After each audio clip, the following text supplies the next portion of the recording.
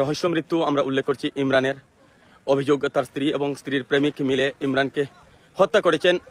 আর সেই খবর যখনই শুরু হয় ধাবানলের মতো মানুষ আসতে শুরু করে। আমরা সেদিন দেখেছিলাম ইমরানের যখন মৃত্যুর যখন খবর ছড়িয়ে পড়ে তার পরবর্তীতে এভাবে মানুষ এসেছিলেন।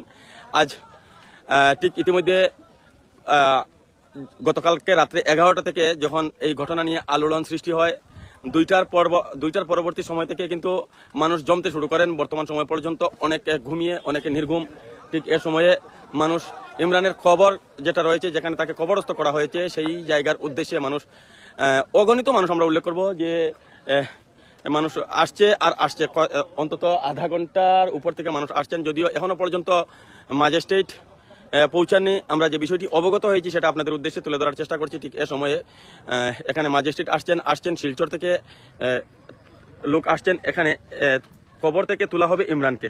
এটাই হচ্ছে সর্বশেষ যেটা খবর, সেটা ঠিক এই মুহূর্তে মরণোত্তর পরীক্ষার জন্য লাশ তোলা হবে।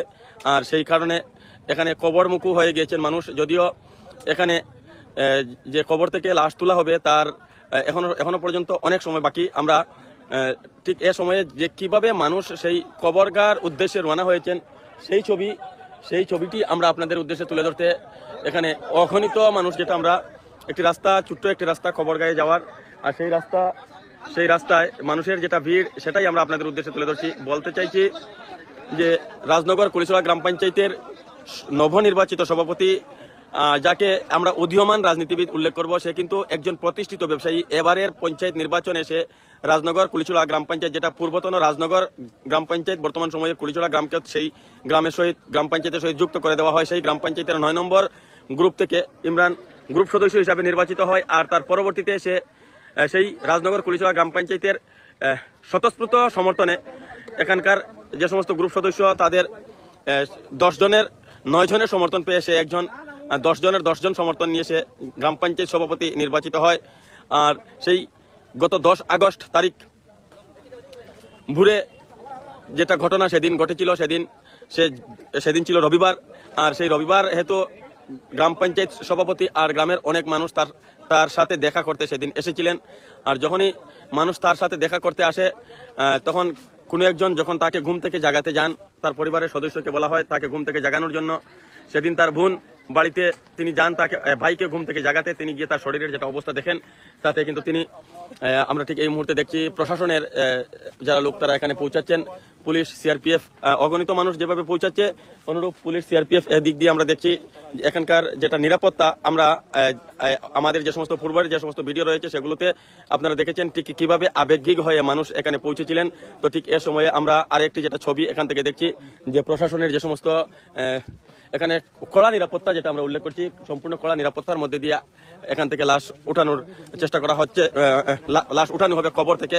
আমরা এখানে যে পরিমাণ মানুষ ইতিমধ্যে কবরমুখী হয়েছেন, তাতে এখানে যে স্থান সংকুলন হবে সেটা আমি সন্দেহ রয়েছে। যদিও আমি এখনো কবর থেকে অন্তত 300-400 মিটার দূরত্বে রয়েছি। তো যে কথাটি আমি উল্লেখ করছিলাম সেটা হচ্ছে যে সেদিন যখন ইমরানের বোন তাকে ঘুম থেকে তোলার জন্য যান, তিনি তার শরীরে হাত দেওয়ার পরবর্তীতে তিনি তাকে নিস্তেজ অবস্থাতে পান।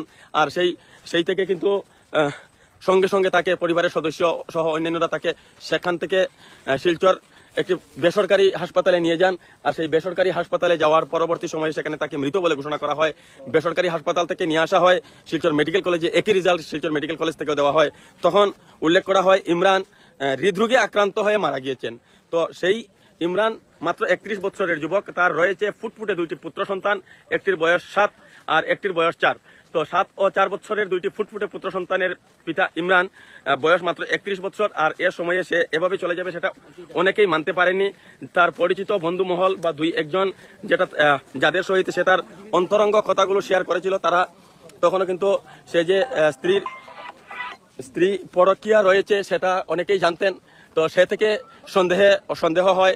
আর আজ সেই সন্দেহ ইতিমধ্যে আমাদের যে সমস্ত পূর্বের যে সমস্ত ভিডিও রয়েছে সেখানে আমরা একটি স্ক্রিনশট শেয়ার করেছি, স্ক্রিন রেকর্ডিং শেয়ার করেছি, মোবাইলের রেকর্ডিং আমরা শেয়ার করেছি।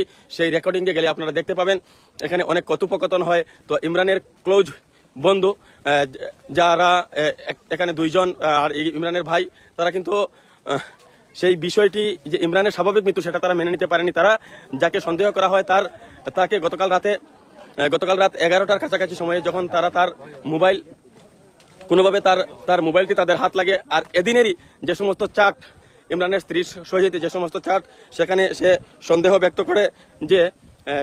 ব্যক্ত করে তার বয় হচ্ছে এভাবে। আর ঠিক এ সময়ে যেভাবে মাতামাতি শুরু হয়ে যায়, আর সেই মাতামাতি থেকে সে ভয় পেয়ে যায় যে কোনো সময় সে ফেঁসে যেতে পারে। তো এই যে বিষয় যখনই শুরু হয় তখন দেখা যায় যে একটা আতঙ্কের মধ্যে পড়ে যায় তারা। তো একজন আরেকজনকে আশ্বস্ত করার চেষ্টা করে।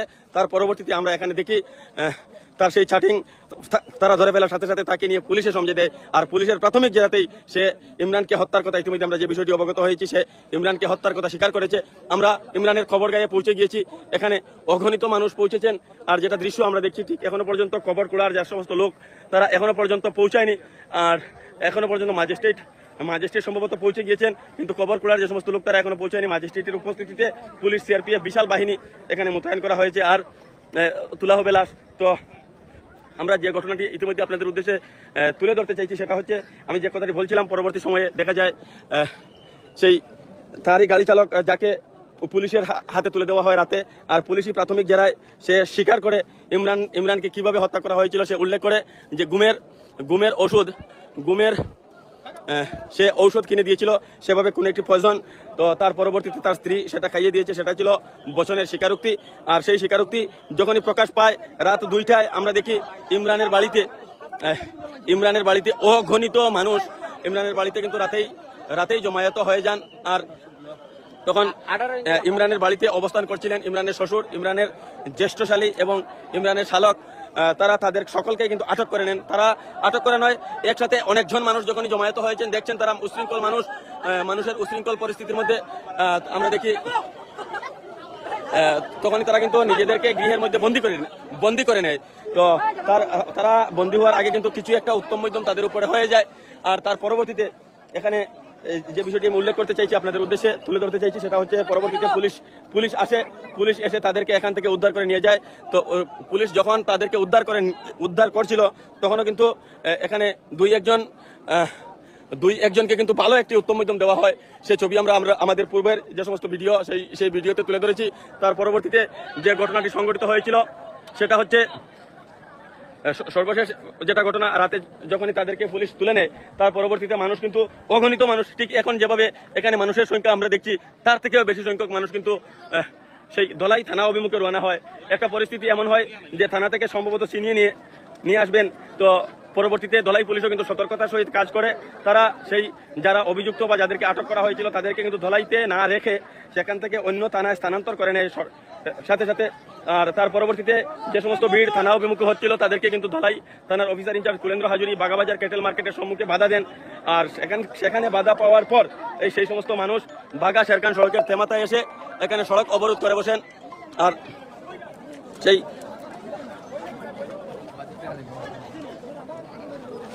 সড়ক অবরোধ করার পরবর্তী সময়ে